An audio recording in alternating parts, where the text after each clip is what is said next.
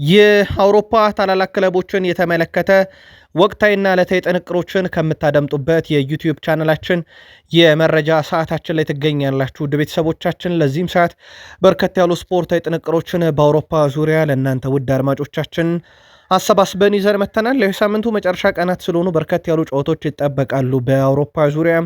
በጨዋታዎቹም ዙሪያ በተጨማሪነት መረጃዎችን እናነሳለን። ወቅታዊ የዝውውር ጉዳዮችን በአውሮፓ ትልቅ ክለቦችም ለእናንተ ውድ አድማጮቻችን እንደ ሁልጊዜው አሰናድተናል። እስከ ፕሮግራማችን ፍጻሜ ስትቆዩ ታዲያ ለአጋርነታችሁ አመስግነናል። ላይክ፣ ሰብስክራይብ፣ ሼር ማድረግ ሀሳብ አስተያየታችሁን ዛሬ ማጋራት ይቻላል። በአውሮፓ ትልቅ ክለቦች ወቅታዊ መረጃዎችን እንደ ሁልጊዜው በሪያል ማድሪድ በኩል ይዘናል። የባርሴሎናውም ተጫዋች መልእክቱን ያስተላልፋል። ከእግር ኳስ ሌጀንዶችና ዛሬ በድንገት ህይወታቸው ስላለፈ አንድ እውቅ ስፖርተኛ ሰው እናነሳለን። በተለይም በእንግሊዝ ፕሪሚየር ሊግ ተጽዕኗቸው ከፍ ያለ ነበረ። በርካታ መረጃዎችን በአውሮፓ ዙሪያ በታላላቅ ክለቦችና በከዋክብቶችም ዘንድ ይዘናል። ዛሬ ሲጠበቅ የነበረው የእንግሊዝ ብሔራዊ ቡድን ጥሪ ነበረ። በርካታ አዳዲስ ነገሮችን የሰማንበት ስለሆነ እናነሷለን በስፋት ይህን ጉዳይ። ከዛ በፕሪሚየር ሊጉ በጣም አነጋጋሪ ጉዳይ እንነግራችኋለን። በፕሪሚየር ሊግ በአማካኝ 11 ደቂቃ እየባከነ ነው በአንድ ጉዳይ ብቻ ነው። ይሄ በአንድ ጉዳይ ነው ውድ ቤተሰቦቻችን። ይሄ 11 ደቂቃ በጨዋታ የሚያባክነው ጉዳይ ግን ምንድን ነው? ምንስ አተረፉበት ክለቦች? በጣም የተለየ መረጃ ይዘናል። በሲቲ የመረጃ ሰዓታችን 5 ተጫዋቾቹ ጥሪ ደርሷቸዋል ከአንድ ብሔራዊ ቡድን ብቻ። ተጫዋቹ ከጉዳት ባይመለስ ይሻላል እየተባለ ነው። በሲቲ በኩል በጣም አነጋጋሪ መረጃ ይዘንላችሁ መተናል። ከዛ በዘለለ ውድ ቤተሰቦቻችን በማንቸስተር ሲቲ በኩል ሰፋ ያለ የቡድን ዜና በወቅታዊ ጉዳይ እናነሳለን። በቼልሲ የመረጃ ሰዓታችን ለብሔራዊ ቡድን ጥሪ የደረሰው ተጫዋች በጉዳት ምክንያት ቀጣይ በርከት ያሉ ጨዋታዎች ስለሚያመልጡትም ተጫዋች ጨምሮ የቡድን ዜና በቼልሲ በኩል ለእናንተ ውድ አድማጮቻችን እንደ ሁልጊዜው ይዘናል። የሊቨርፑሉ ተጫዋች መጎዳቱ ተረጋግጧል። በጣም ወሳኙ ተጫዋች ተጎድቷል። ወደ ሀገሩም እንደማያቀና ተረጋግጧል በጉዳቱ ምክንያት። ከዚህ ጋር በተያያዘ አሰልጣኝ አርኔ ስሎት የቡድን ዜና የሰጡትን ጋዜጣዊ መግለጫና ከሊቨርፑል ጨዋታ ጋር በተያያዘ እሳቸው በጣም ያማረሩበት ጉዳይ አለ። በጣም አነጋጋሪ መረጃ ይዘናል። በአርሰናልም በኩል በርከት ያሉ ተጫዋቾቹ ጥሪ እየደረሳቸው ነው። ከዚህ ጋር በተያያዘ ጄሚ ካራገር፣ ስካይ ስፖርት እንደዚሁም በአርሰናል ላይ የተነሱ አንዳንድ ጉዳዮችን ስናነሳ ለየት ያለ የቡድን ዜናና ተጠባቂውን ጨዋታ እናነሳለን። በዩናይትድ ከተጠበቁት 3 ተጫዋቾች ቢያንስ 2ቱ በአንድ ብሔራዊ ቡድን ጥሪ ደርሷቸዋል። የብሩኖ ጉማሬሽ ዝውውር ጉዳይ ምላሽ ተሰጥቶበታል። በጣም አነጋጋሪው ምላሽ ይዘናል። ማንቸስተር ዩናይትድ ለብሩኖ አሳውቆታል። ምን እንዳሳወቀው እንነግራችኋለን። ማቲያስ ዴላይት መች እንደሚመለስ ማይክል ካሪክ የሰጡትን ተጨማሪ ጋዜጣዊ መግለጫ ጨምሮ የማንቸስተር ዩናይትድን ጨዋታ የተለየ ጥንቅር አሰናድተንበታል። አብራችሁን ቆዩ። ላይክ፣ ሰብስክራይብ፣ ሼር ስለምታደረጉን ስለ አጋርነታችሁ አመስግነናል። በሁለቱም ገጾቻችን እንገኛለን። መልካም ቆይታ በድጋሚ። የሪያል ማድሪዱ ፍሬድሪኮ ቫልቬርዴ የሪያል ማድሪድ የወሩ ምርጥ ተጫዋች በመባል መመረጥ ችሏል። ፌድ ቫልቬርዴ ለሪያል ማድሪድ በወር ውስጥ በተለይም ከሻምፒዮንስ ሊግ ጨዋታ ጋር በተያዘ የነበረው ተጽዕኖ ቀላል የሚባል አይደለም። በርካታ ከዋክብቶችን አጥቶ የነበረው ሪያል ማድሪድ በቤርናቢዮ ሲቲን በረታበትና በደርሶ መልስ ጨዋታ ሲቲን አሸንፎ ወደ ሩብ ፍጻሜ ይሻገር ዘንድ የተጫዋቹ ሚና ቀላል የሚባል አልነበረም። ታዲያ በዚህ ሚናው በአውሮፓ ሻምፒዮንስ ሊግ ብቻ ሳይሆን እንደ አጠቃላይ በላሊጋው በነበረው ተጽዕኖም የሪያል ማድሪድ የወሩ ኮከብ ተብሎ መመረጥ ችሏል። በእርግጠኝነት በርከት ያሉ የሪያል ማድሪድ ደጋፊዎችም የወሩ ምርጣቸውን ምረጡ ቢባሉ ከፌድ ቫልቬርዴ በላይ የሚመርጡት አለ ተብሎ አይታሰብም። በጣም ቁልፍ ጊዜ ነበረ በወሩ ለሪያል ማድሪድ ያሳለፈው። የብራዚላዊው ተጫዋች ራፊኒያም ወቅታዊ ብቃት በጣም አነጋጋሪ እንደነበረ ይታወቃል። በእርግጥ አንድ አድማጫችን ራፊኒያ ብቻ ሲሆን እንዳጠቃላይ የቡድኑ ተጫዋቾች በጣም ጥራት ያላቸው ናቸው የሚል ምልከታንም አደርሶን ነበረም። የባርሴሎና ቡድን በእርግጥ የአንድ ተጫዋች ጥገኛ ነው ማለት ዘንድሮ በጣም ይቸግራል። በወጥነት በርካቶቹ ጥሩ እንቅስቃሴን ያደርጋሉ። ወደ ራፊኒያ ጉዳይ እንመለስ። ራፊኒያ በቀጣይ የዓለም ዋንጫ ላይ ኔይማር ጁኒየር አብሮት እንዲጫወት እንደሚፈልግ ተናግሯል። ውሳኔው እኔ አይደለም ግን እንዲጫወት እፈልጋለሁኝ። ጨዋታዎችን መወሰን ይችላል። በዓለም ዋንጫ አይነት ጨዋታ ላይ ደግሞ ልምዱ ያስፈልገናል ብሏል። የኔይማር አድናቂ መሆኑን የተናገረው ተጫዋቹ በተለይም በብራዚል ብሔራዊ ቡድን የሱ ተጽዕኖ በባርሴሎና በነበረው እንቅስቃሴም በጣም እንደሚደነቅበት ተናግሯል። የቡድን አጋሩን በመሆኑ በጣም ደስተኛ መሆኑን ተናግሯል። እናም በቀጣይ የዓለም ዋንጫ ከኛ ጋር እንዲሳተፍ እፈልጋለሁ ኔይማር ሜዳ ላይም ከሜዳም ውጭ ተጽዕኖ ያስፈልገናል እያለ ይገኛል። የካርሎ አንቸሎቲ የመጨረሻ ውሳኔ ይጠበቃል። ከዚህ ጋር በተያያዘ ሮናልዲኒዮ ጎቾም ብራዚል ያለ ኔይማር መመልከት በጣም ይቸግራል እያለ ነውና በርካቶች አንቸሎቲ ላይ ተጽዕኖ እያሳደሩ ነው። ይህን ብራዚል ላይ ይጠሩታሉ የሚለው በቀጣይ ይጠበቃል። ውድ ቤተሰቦቻችን በእግር ኳስ ካየናቸው ተጫዋቾች ውስጥ ፌርናንዶ ቶሬዝ ይጠቀሳል። በሊቨርፑል በርካቶች ያውቁታል። ከዛ በፊት በእርግጥ በስፔን ተጫውቷል እና ዛሬ ላሊጋ ኦፊሻል ገጹ ላይ ጭምር የተጫዋቹን 42ኛ ልደት ምክንያት በማድረግ ሰፊ መረጃ ከዚህ ተጫዋች ጋር አያይዞ አውጥቷል። በሊቨርፑል ተጫውቷል፣ በቼልሲም ተጫውቷል። የቼልሲ ጊዜው የሚረሳ አይደለም። ከዚህ ጋር በተያያዘ ውድ ቤተሰቦቻችን ፌርናንዶ ቶሬስ በእግር ኳስ ዘመኑ 142 ጨዋታ ለሊቨርፑል አድርጎ 81 ጎል 19 አሲስት ነበረው። ግን በአጠቃላይ እሱ በእግር ኳስ ሕይወቱ የተጫወታቸው ጨዋታዎች በስፔን ላሊጋ፣ በእንግሊዝ ፕሪሚየር ሊግ ጨምሮ በተለያዩ ሊጎች ወደ 768 ጨዋታን አድርጓል። በብሔራዊ ቡድን ደረጃ ለስፔን 110 ጨዋታዎችን ያደረገው ከ301 በላይ ግቦች አሉት። 2 ጊዜ የአውሮፓ ዋንጫን፣ 2 ጊዜ ኤሮፕ ሊግን፣ 1 ጊዜ ኤፍ ኤ ካፕን፣ 1 ጊዜ ሻምፒዮንስ ሊግን፣ 1 ጊዜ ዓለም ዋንጫን ማሳካት የቻለ ተጫዋች ነው። አትሌቲኮ ማድሪድ በወጣትነቱ አምበል ሆኗል። ለስፔን ብሔራዊ ቡድን ሲጫወት ተመልክተነዋል። በፕሪሚየር ሊግ ሃትሪክ የሰራ ተጫዋች ነው። የመጀመሪያው ተጫዋች ነው በነገራችን ላይ በ2 የአውሮፓ ክለቦች ላይ ሻምፒዮንስ ሊግ ፍጻሜ መድረስ የቻለ በጣም በጣም አስደናቂው ተጫዋች ዛሬ 42 ዓመቱ ላይ ይገኛል። ምናልባት በእግር ኳስ ዓለም ውስጥ ዛሬ የሰማነው በጣም አሳዛኙ ዜና የሲልቫኖ ሉኖ እረፍት ነው። በዛሬው ዕለት ህይወታቸው አልፏል። የቀድሞ የማንቸስተር ዩናይትድ የበረኛ አሰልጣኝ የጆዜ ሞሪኖ ደግሞ የቅርብ ረዳት የነበሩ ናቸው። ሲልቬኖ ሉባኖ በ67 ዓመታቸው ከዚህ ዓለም በሞት መለየታቸው ነው በዛሬው ዕለት ይፋ የተደረገው። በዩናይትድ ከነ ዳቪድ ዴሃ ጋር በደንብ እናውቃቸዋለን በአሰልጣኝነት ስራ። በተለይም በጆዜ ሞሪኖ ዘመን ደግሞ ሚናቸው በጣም ቁልፍ የተባለም ነበረ። የእንግሊዝ ብሔራዊ ቡድን ዛሬ ለተጫዋቾች ጥሪ ደርሷል። በእንግሊዝ ብሔራዊ ቡድን በቶማስ ቱዌል በኩል ያልተጠበቁ ጥሪዎች ነበሩ። ለአብነት ያክል የኤቨርተኑ ጄምስ ጋርነር ለመጀመሪያ ጊዜ በእንግሊዝ ብሔራዊ ቡድን ተጠርቷል። የሊድሱ የፊት መስመር አጥቂ ዶሚኒክ ካልቨርት-ሉዊን ለእንግሊዝ ብሔራዊ ቡድን ጥሪ ቀርቦለታል። ካልቨርት-ሉዊን በዚህ ዓመት ለሊድስ ባደረጋቸው 27 ጨዋታ 10 ጎሎችን አስቆጥሯል። የ29 ዓመቱ ካልቨን ሉዊስ ከ5 ዓመት በኋላ ለመጀመሪያ ጊዜ ለእንግሊዝ ብሔራዊ ቡድን ጥሪ ቀርቦለታል። ሉዊን እንግዲህ በሴት ልጁ በኩል አንድ የገባላት ቃል ነበረ ለእንግሊዝ ብሔራዊ ቡድን ስጫወት ታይኛለሽ በሚልና ተሳክቶለታል። በጣም አነጋጋሪ ጥሪዎች ነበሩት። በክለብ ደረጃ የፕሪሚየር ሊጎቹ ክለቦች እነማንን አስጠሩ፣ እነማን ተካተቱ በፕሪሚየር ሊግ የሚለውን አንድ ባንድ የፕሪሚየር ሊግ ታላላቅ ክለቦችን ስናነሳ እንነግራችኋለን። በርከት ያሉ ያልተጠበቁ ጥሪዎች ውስጥ ግን የጄምስ ጋርነር፣ የዶሚኒክ ካልቨርት-ሉዊን በትልቁ የሚጠቀሱት ናቸው። ውድ ቤተሰቦቻችን በእንግሊዝ ፕሪሚየር ሊግ በአማካኝ በጨዋታ 11 ደቂቃ የሚባክነው ለእጅ ውርወራ ነው። ብታምኑም ባታምኑም በአንድ ጨዋታ 11 ደቂቃ ይባክናል ለእጅ ለመወርወር ብቻ ማለት ነው። ይሄ ያው በአማካኝ ስለሆነ ነው በጨዋታ የተሰላው። እስካሁን ከተደረጉ ጨዋታዎች እስካሁን በፕሪሚየር ሊጉ 1179 የእጅ ውርወራ ወደ ሳጥን ውስጥ የተወረወሩ ነው። ይሄ በአጠቃላይ በፕሪሚየር ሊግ የተወረወሩ የእጅ ውርወሮች አይደሉም። ወደ ሳጥን ውስጥ ብቻ ወደ ተቃራኒ ሳጥን ውስጥ 1179 ኳስ ተወርውሯል። ከዚህ ውስጥ 24 ግቦች ተሳክተው ተቆጥረዋል። ያ ማለት በፕሪሚየር ሊጉ በየ49 የእጅ ውርወራ አንድ ጎል እየተቆጠረ ነው ማለት ነው። ወደ ቤተሰቦቻችን ይሄም በጨዋታ በአማካኝ 11 ደቂቃ እያባከነ ነው። ለመሆኑ ማን ነው በእንደዚህ አይነት ስራ ላይ በደንብ እየተሳተፈ ያለው ካላችሁ ብሬንትፎርድ ነው። 142 የእጅ ውርወራ ሳጥን ውስጥ ወርውሮ 5 ጎል አስቆጥረዋል። ከዛ በግብ ብንለካውም ክሪስታል ፓላስ 130 የእጅ ውርወራ 3 ጎል አግኝቶበታል። ሰንደርላንድ ከ106 ውርወራ እንደዚሁ 3 ጎል አግኝቶበታል። በርንማውዝ ከ83 የእጅ ውርወራ 3 ጎል አግኝቷል። ትልቆቹን ክለብ ብናይ ማንቸስተር ዩናይትድ ከ39 ውርወራ 2 አስቆጥሯል። አርሰናል ከ49 ሙከራ 1 አስቆጥሯል። ከዛ በኋላ በትልልቅ ክለቦች ቼልሲ 5 ነው ወደ ሳጥን የወረወሩት፣ አላስቆጠሩም። ማንቸስተር ሲቲ 5 ወርውረዋል፣ አላስቆጠሩም። ቶትናም 74 ወርውረው አላስቆጠሩም። ስለዚህ ይሄ ደረጃ መዳቢ የሚባሉ ቡድኖች ግን ስራዬ ብለው የእጅ እየወረወሩ ግብ የሚያስቆጥሩበት ፕሪሚየር ሊግ ሆኗል። ፕሪሚየር ሊግ ቡድኖች በአውሮፓ ሻምፒዮንስ ሊግ ከነበራቸው ጨዋታ በሊግ ደረጃ 32ቱን አሸንፈዋል ከ48 ጨዋታ። በጥሎ ማለፍ ግን ከ12 ጨዋታ 3 ነው ያሸነፉት። በዚህ ሳምንት ስንብታቸው የፕሪሚየር ሊግ ክለቦች በጣም የከፋ ነበር።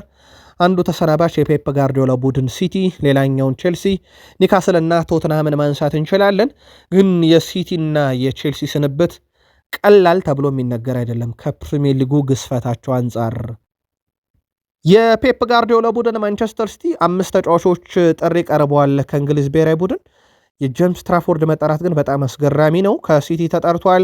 ኒኮ ኦራይሌ፣ ጆን ስቶንስ፣ ማርክ ጉዌ እና ፊል ፎደን ከእንግሊዝ ብሔራዊ ቡድን ጥሪ የቀረበላቸው 5 ተጫዋቾች ናቸው። 5 ኮከቦችን አስጠርቷል ማለት ነው። በርካታ ተጫዋቾችን ለእንግሊዝ ብሔራዊ ቡድን ካስጠሩ ክለቦች ውስጥ አንደኛው ሲቲ ይጠቀሳል። ከሲቲ ጋር በተያዘ ግን በጣም አስገራሚ መረጃ ልንገራችሁ ውድ ቤተሰቦቻችን። ለወትሮ ያለ ሮድሪ መተንፈስ የሚቸገረው ቡድን ሲቲ ሮድሪ ከጉዳት ከተመለሰና ሜዳ ላይ እየተጫወተ ባለ ሰዓት ግን አሁን የባሰ እየተጎዳ ነው ቡድኑ። በነገራችን ላይ ውድ ቤተሰቦቻችን ሮድሪ ከጉዳት ተመልሶ በተጫወተባቸው ጨዋታ ሲቲ ግማሹን ማሸነፍ አልቻለም። ውድ ቤተሰቦቻችን ያ ማለት ሮድሪ በሌለበት ጨዋታ የተሻለ ነው ማለት ነው ሲቲ እና ለወትሮ የሚናፈቀው ሮድሪ ሜዳ ላይ ሲኖር አሁን ድል ማድረግ የተሳነውን ሲቲ ማየታችን ግን በጣም አነጋጋሪ ጉዳይ ሆኗል።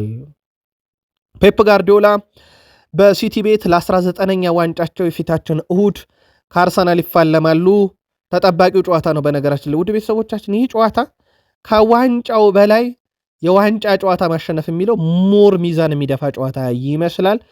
የዋንጫ ብዛትና የካራባው ካፕ ጥራት ለአርሰናልም ለሲቲ የሚበጅ ሆኖ በዚህ ዓመት የዋንጫ መደርደሪያቸውን ጥማርካ ይሆናል ተብሎ አይታሰብም። ከዛ ይልቅ ግን ሲቲን ማሸነፍ በፍጻሜና ለአርሰናል ሲቲ ደግሞ አርሰናልን በፍጻሜ ማሸነፍ የሚለው ሞር ሚዛን የሚደፋ ይመስላል። እሁድ እንግዲህ 19ኛ ዋንጫቸውን ወደ ሲቲ መደርደሪያ ለመውሰድ በአሰልጣኝነት ታሪካቸው 40ኛ ዋንጫቸውን ለማግኘት ይጫወታሉ። በነገራችን ላይ የሚገጥሙት ቡድን ሚኬል አርቴታን ምክትል አድርገው ለመጀመሪያ ጊዜ በሲቲ ያነሱት ዋንጫ ካራባው ካፕ ነው። የረቱት ቡድን ያኔ ምክትላቸው የነበሩት ሚኬል አርቴታ አሁን የሚያሰለጥኑትን አርሰናል ያኔ ከሚኬል አርቴታ ጋር ተባብረው ነው አርሰናልን 3-0 ያሸነፉት። አሁን ግን ሚኬል አርቴታ ራሱ አርሰናልን ይዘው ከፊታቸው ቆመዋል። በጣም አስገራሚው ጨዋታ በትልቁ ይጠበቃል። ምናልባት በወቅታዊ ጉዳይ የሲቲ በሪያል ማድሪድ ተሸንፎ መውጣት በጣም አነጋጋሪ ጉዳይ ነበረ። መሸነፉ ብቻ አይደለም ለተከታታይ ጊዜ እየተሰናበተ መምጣቱ ነው። ብንደምረው በጥሎ ማለፍ ጨዋታ ለ5ኛ ጊዜ ነው በሪያል ማድሪድ የተሰናበተው ሲቲ። በነገራችን ላይ ይሄንን መጥፎ ሪካርድ ሲቲ ከዲየጎ ሲሜዮኔ አትሌቲኮ ማድሪድ ጋር ተጋርቶታል። ዲየጎ ሲሜዮኔም 5 ጊዜ በሪያል ማድሪድ በጥሎ ማለፍ ተሰናበቱ። ፔፕ ጋርዲዮላ ሌላኛው አሰልጣኝ ሆነዋል። የቀድሞ የዩናይትድ ተጫዋች ጋሪ ኔቨል ኬቨን ደብሩይነ በሲቲ መቆየት ነበረበት 1 ዓመት። እጅግ በጣም ድንቅና ልዩ ተጫዋች ነው። እሱ ቢኖር ሲቲ አሁን እየገጠመው ባለው ነገር ላይ ይገኛል ብዬ አላስብም። በሱ ጥራት የአሁኑ ቡድን በጣም የተሻለ ደረጃ ላይ ይደርስ ነበር ብሏል። በቼልሲ በኩል ለእንግሊዝ ብሔራዊ ቡድን ጥሪ የደረሰው ጉስቶ ሆኗል። ማሎ ጉስቶ ጥሪ ደርሶታል። ውድ ቤተሰቦቻችን በፈረንሳይ ብሔራዊ ቡድን በኩል ማሎ ጉስቶ ጥሪ ደርሶታል። ጉስቶ በፈረንሳይ ብሔራዊ ቡድን በቀጣይ በብራዚልና በክሮሻ ጨዋታ ላይ ቡድኑን የሚያገለግል ይሆናል። በወቅታዊ ሁኔታ የተከላካይ ክፍሉ ጉዳት ላይ ያለው ቼልሲ እንግዲህ እነ ጉስቶ ተጠርተውበታል። የወዳጅነት ጨዋታ ስለሆነ ብዙዎች ይሄንን ኢንተርናሽናል ብሬክ እንደማይወዱት ይጠበቃል። ምክንያቱም ኮከቦቻቸውን በዚህ ሰዓት ማጣት አይፈልጉም። የመጨረሻው ምዕራፍ ላይ እየደረሰ ስለሆነ ሊጎች በዛ ቦታ ላይ የሚጫወተው ሪሽ ጄምስ የለም። ነትሮቫ ቻሎባ ጉዳት ገጥሟቸዋል። በተከላካይ ክፍል ላይ ያለው ቼልሲ እየሳሳ ነው፣ ልምድ የለውም በሚል እየታማ ባለበት ሰዓት ላይ ነው እንደዚህ አይነት ነገሮች እየገጠሙት የሚገኙት። እንግዲህ በቀጣይ ጨዋታዎች ላይ በተቀሩት ጨዋታዎች ላይ የአውሮፓን ትኬት ለመቁረጥ በሚደረግ ጥረት ላይ ያለው ቼልሲ ጉስቶን በብሔራዊ ቡድን ተጠርቶበታል። ቻሎባን በጉዳት አጥቶታል። እንደዚሁም ደግሞ የሪሽ ጄምስ ጉዳት እንደተጠበቀ ነው።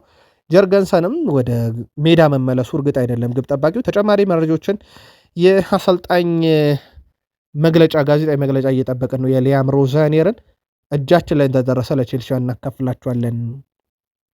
የሊቨርፑሉ ተጫዋች ጉዳት አጋጥሞታል። የሊቨርፑል የፊት ወሰር ተጫዋች ሳላ ጉዳት እንዳስተናገደ አሰልጣኝ አርኔ ስሎት አረጋግጧል። በዚህ ምክንያት ሳላ ከብራይተን ጨዋታ ውጭ መሆኑ ሲረጋገጥ፣ በተጨማሪም ለቀጣይ የግብፅ ብሔራዊ ቡድን እንደማይቀላቀልና በሊቨርፑል የማገገም ሂደቱ እንደሚቀጥል ተረጋግጧል። በሌላ በኩል ጆ ጎሜዝ ለጨዋታ ሊደርስ እንደሚችል ፍንጭ የሰጡት አሰልጣኙ በቋሚነት ግን አይጀምርም ብሏል።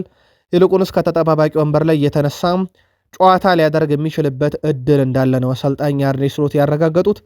ስለዚህ በቀጣይነት እንግዲህ ሳላህን ሳይዙ ጨዋታ ያደርጋሉ። መቼ ይመለሳል የሚለውን ጉዳይ ደግሞ በቀጣይ ተከታትለን የምናደርሳችሁ ይሆናል። አርኔ ስሎት በሊቨርፑል አዲስ ኮንትራትን በተመለከተ ተጠይቀው ነበረ። አንድ ጨዋታ ስናሸንፍ ስለ አዲስ ኮንትራት እናወራለን፣ በሌላ ጨዋታ ስንሸንፍ ደግሞ ስለ መባረር እናወራለን። በዚህ ጥያቄ አታስገርሙኝ ብሏል። የኔ ትኩረት አሁን ብራይተን ላይ ነው። ከዚያ በፊት ደግሞ ከዚህ ውድድር ዘመን አዎንታዊ ነገር ማግኘት ላይ ትኩረት አደርጋለሁ። እስከ መጨረሻው ድረስ በዚህ ውድድር ዘመን መታገል አለብን። ትኩረቴ ሙሉ በሙሉ ስለ ሲዝኑ እንጂ ስለ ኮንትራት አይደለም። አንድ ጨዋታ ስናሸንፍ ስለ አዲስ ኮንትራት፣ ስንሸነፍ ስለ ስንብት አታውሩኝ ብለዋል አሰልጣኝ አርኔ ስሎት። ቀጣይ ተጋጣሚያቸው ብራይተን እና የውድድር ዓመቱ እንዴት ያልቃል የሚለው ግን የእሳቸው የትኩረት አጀንዳ መሆኑን ተናግረዋል። ከሰሞኑ በርከት ያለ ተቃውሞ ካስተናገዱ አሰልጣኞች ውስጥ አንደኛው እሳቸው ነበሩ። በእርግጥ የጋላታሳራዩ ጨዋታ በተወሰነ መንገድ ቢሆን ሊቨርፑል ቤት መረጋጋት እንደፈጠረ ይታወቃል።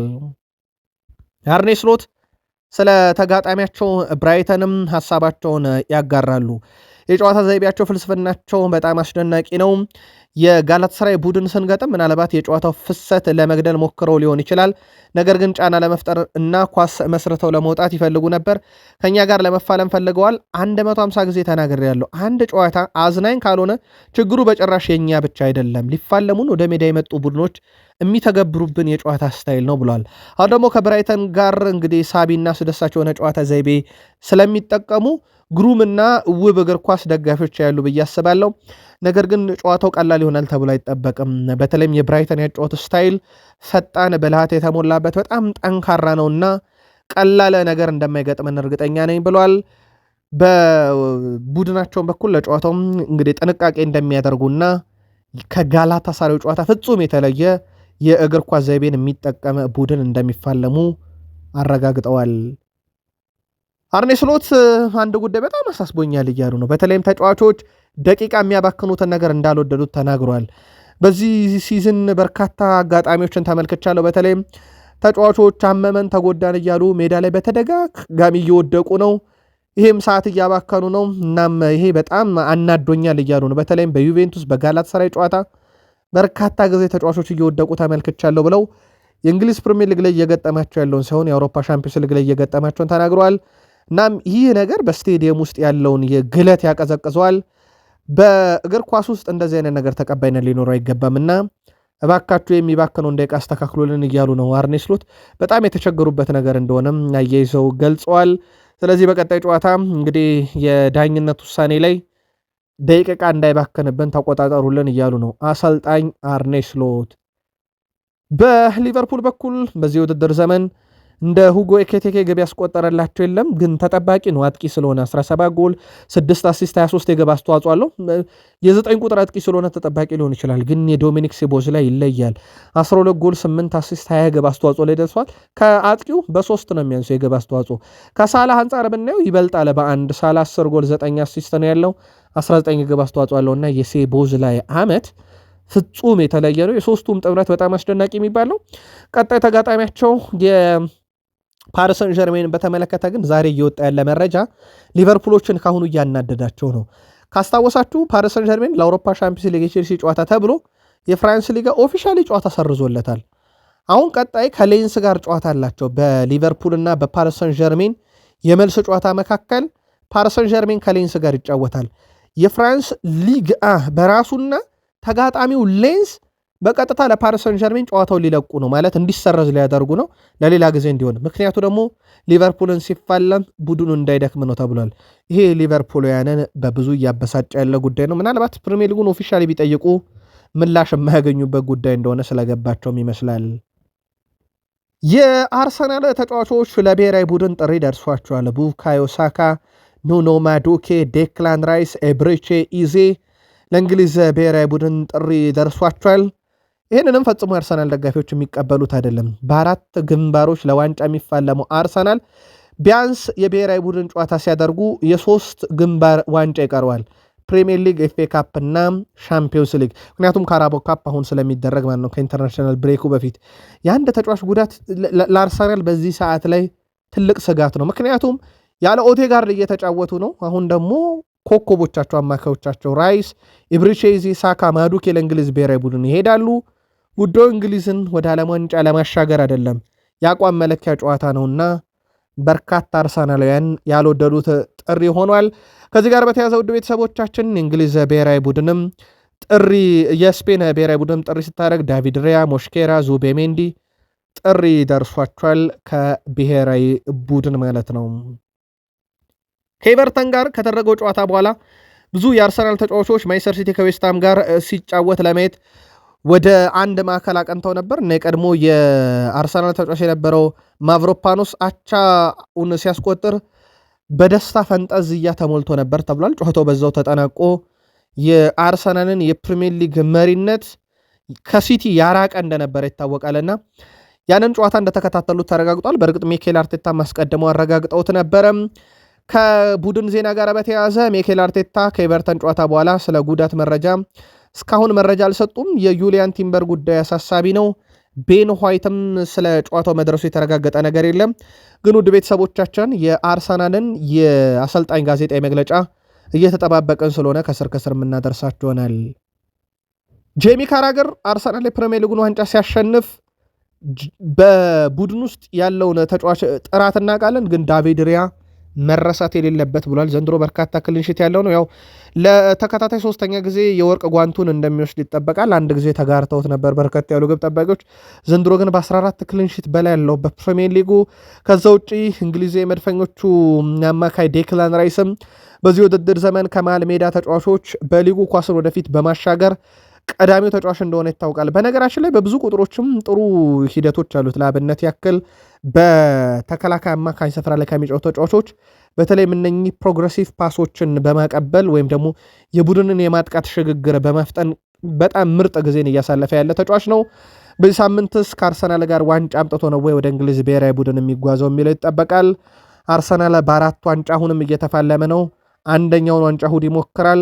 ፒተር ባንክስ እሁድ ዕለት በሚካሄደው የካራባው ካፕ የፍጻሜ ጨዋታ በአርሰናልና በሲቲ መካከል የሚደረገውን ጨዋታ ይመሩታል። ጆን ብሩክስ ደግሞ የቫር ዳኛው ናቸው። ጨዋታው በተመለከተ ተከታታይ ጥንቅር ይኖረናል።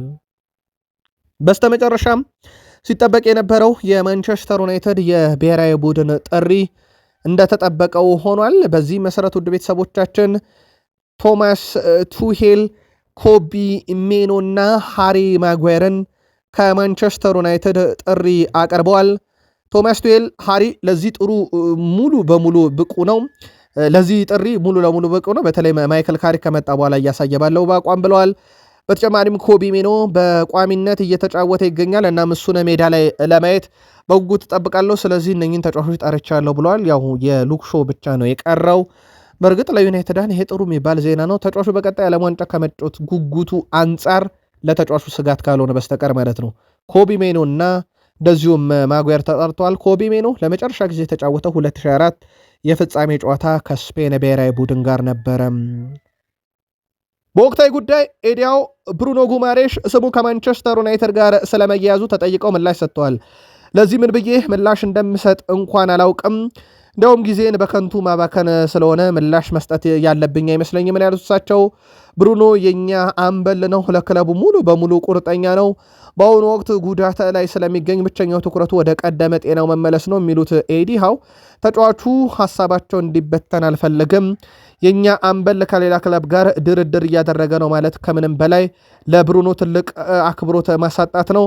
ተጫዋቹ በኒካስል በሙሉ ቁርጠኛ ነው። በዚህ ሰዓት ላይ ስለ ዝውውሩ ወይም ስለ ማንቸስተር ዩናይትድ የሚያደርገው ዝውውር መናገር አልፈልግም ብለዋል። ዩናይትድ ከቅርብ ሰዎቹ ጋር ድርድር ማድረጉ የሰሞኑ ሰበር መረጃ እንደነበር ይታወቃል። ማንቸስተር ዩናይትድ ከውጭ ብቻ አይደለም ከውስጥም ድርድር ያደርጋል። ማንቸስተር ዩናይትድ ለብሩኖ ሚጌል ፈርናንዴዝ መረጃውን አረጋግጧል ወይም መልእክት ነግሮታል። በወኪሉ በኩል ለብሩኖ እንዳረጋገጡት ማንቸስተር ዩናይትዶች እሱን ማቆየት እንደሚፈልጉ ነግረውታል። ብሩኖ ፈርናንዴዝን ለማቆየት ሁሉንም አማራጮች እንደሚጠቀም ለወኪሉ ይፋ ያደረገው ማንቸስተር ዩናይትድ በቀጣይም አዲስ ኮንትራት እንደሚያቀርቡለት ታውቋል። በአዲሱ ኮንትራቱ ከ400,000 ፓውንድ በላይ ሳምንታዊ ደሞዝ ይቀርባል ተብሎ ይታሰባል። ይህ ነገር ለወኪሉ ይፋ ተደርጓል። ዝርዝር ጉዳዮችን ግን ዩናይትድ ይፋ ከማድረግ ተቆጥቧል። የብሩኖ ፈርናንዴዝ ቀጣይ ውሳኔ ይጠበቃል ተብሏል። በተለይም ብሩኖ በማንቸስተር ዩናይትድ ቆይታውን ለማድረግ ቀጣይ አሰልጣኝ ምርጫንና በማንቸስተር ዩናይትድ የአውሮፓን ጉዞ መሰረት ያደረገ እንግዲህ ኮንትራት ይሆናል ተብሎ ይጠበቃል። ከዚህ ጋር በተያያዘ እኛም በቃል ስፖርት ዩቲዩብ ቻናልም በዚህኛው ዩቲዩብ ገጻችንም እየተከታተልን ጉዳዩን እናካፍላችኋለን። የዩናይትዱ አሰልጣኝ ማቲያስ ዴላይት በደረሰ በጉዳት ምክንያት እንግዲህ በዚህኛው ሳምንት እንደማይገኝ ቢያረጋግጡም ማይክል ካሪክ ማለት ነው። ሳሙኤል ሉከረስት ግን ማቲያስ ዴላይት አይደለም ለዚህ ሳምንት ጨዋታ ይቅርና በዚህ ውድድር ዓመት ተመልሶም ስለመጫወቱ ማረጋገጫ የለምና አይገኝም እያለ ይገኛል እስከ ውድድር ዓመቱ መጨረሻ። ስለዚህ ዩናይትዶች በተከላካይ ክፍል ላይ ይህን ተጫዋች እንግዲህ ቀጣይ ዓመት ስለመተካት ሊያስቡም ይችላሉ እያለ ይገኛል ሳሙኤል ሉከረስት። አሰልጣኝ ማይክል ካሪክ በዚሁ ጋዜጣዊ መግለጫቸውም ሀሳባቸውን ሲያጋሩ ማይክል ካሪክ ክለቡን ማወቃቸው ጥሩ ውጤት እንዳስመዘግቡ እንደረዳቸው ገልጸዋል። ክለቡን ማወቄ 100% ጠቅሞኛል ያሉት ማይክል ካሪክ አያይዞም እዚህ ለረጅም ጊዜ መጫወቴና ያካበትኩት ልምድ አሁን ያለበት ቦታ እንድገኝ ረድቶኛል ብለዋል። ማንቸስተር ዩናይትድ ከበርንማውዝ ጋር ከሚያደርገው ጨዋታ በፊት በሰጡት ጋዜጣዊ መግለጫ የቀድሞ ተጫዋች መሆናቸው በማንቸስተር ዩናይትድ አሁን ላለው ውጤት ምክንያት መሆኑንም ተናግረዋል። የእሳቸው የአሰልጣኝነት ፍልስፍና አንዱ ዩናይትድ ቤት ቡድኑ ረድቶታል እየተባለ ይገኛል። ለመሆኑ ግን እርሶ ተጫዋቾቹን ይቆጣሉ ወይ ተብለው ወይም ተናደው ያውቃሉ ወይ ተብለው ተጠይቀው ነበረ ማይክል ካሪክ እርግጥ ነው አንዳንዴ ተስፋ የምቆርጥባቸው ጊዜያት አሉ። በኒካስል ውጤት ተከፍተን ነበር። ስለዚህ ያለምንም ጥርጥር ያ ስሜት አለ ብለዋል። ቀደም ሲል ስናገር እንደነበረው በእኔ እይታ ረጋ ማለትና አካባቢው ማረጋጋት አስፈላጊ ነው። ነገር ግን ስፖርት ከፍተኛ ብቃትን የሚጠይቅ በመሆኑ በስሜት መጫወት ይኖርባል። አንዳንዴ ደግሞ ያ ስሜት ትንሽ ጠንከር ያለ ሊሆን ይችላል የሚሉት ማይክል ካሪክ አንዳንዴ ሁኔታው በበለጠ ሊፋፋም ይችላል። ስለዚህ ያንን ማስተዳደር መቻል አለብህ። እኔ ያንን ካላደረኩ ተጫዋቾቹ ሁልጊዜ ትክክለኛ ስሜት እንዲፈጥሩ ብቻ መጠበቅ አትችልም። ለዚህም በተጫዋቾቹ በኩል ችግሮች ሲኖሩ ቆጣለው፣ እናገራለውም፣ በንዴትም የተናገርኩበት ጊዜ አለ ብለዋል። ከዛ ውጭ እሳቸው ረጋ ማለት በቡድኑ ላይ ያመጣው ጥቅም እንዳለ ቢሆንም ነገር ግን ጥፋት ካለ ቁጣም አለ እያሉ ነው የማንቸስተር ዩናይትድ አለቃ ማይክል ካሪክ። ከበርንማውዝ ጋር ነው ጨዋታው የሚደረገው። ውድ ቤተሰቦቻችን በርንማውዝ ባለፉት 10 የፕሪሚየር ሊግ ጨዋታ ላይ አልተሸነፈም። 4 አሸንፎ 6 አቻ ወጥቷል። በማንቸስተር ዩናይትድ በኩል ባለፉት 9 የፕሪሚየር ሊግ ጨዋታ 7 ድል፣ 1 ሽንፈት አለ። ለመጨረሻ ጊዜ ኦልትራፎርድ ላይ 4-4 ነበር የተጠናቀቀው። ካስታወሳችሁ ጨዋታው በርካታ ግብ አየንበት። በዩናይትድ አማድ፣ ካዜሜሮ፣ ፈርናንዴስ፣ ኩና፣ በበርንማውዝ በኩል ደግሞ ሴሜኔ፣ ኤቨነንሰን፣ ትራቭነር፣ ክሩፒ ግብ ያስቆጠሩበት ጨዋታ ነበረ። 8 ግብ አይተን ነበረ። ዛሬስ የሚለው በትልቁ ይጠበቃል። ጨዋታው ምሽት 5 ሰዓት ሲል ለሚጀምረው ማይክል ካሪክ ባለፉት 10 ተከታታይ ጨዋታ ሽንፈት ካልቀመሰው በርንማውዝ ጋር የሚደረግ ጨዋታ ከባድ ያሉት ሲሆን ቪታሊቲ ላይ ለመጓዝ በራሱ አስቸጋሪ ነው። ጨዋታው ከባድ እንደሚሆን እናውቃለን፣ ተዘጋጅተናል ብለዋል። ካሪክን በግል አላውቀውም ያሉት አንዲ ኤራኦላ ነገር ግን ዩናይትድ በጣም የተሻሻለና ምርጥ ቡድን የሆነው በካሪክ ስር ነው። ስለዚህ ጨዋታው ቀላል እንደማይሆን አውቀን ለዩናይትድ እንዘጋጃለን ብለዋል። ጨዋታው ምሽት 5 ሰዓት ይጀምራል። ቅድመ ግምታችሁን፣ ሀሳባችሁን አጋሩን። በሁለቱም የዩቲዩብ ገጻችን መረጃዎችን ስለተከታተላችሁ አመስግነናል። በድጋሚ ኢድ ሙባረክ።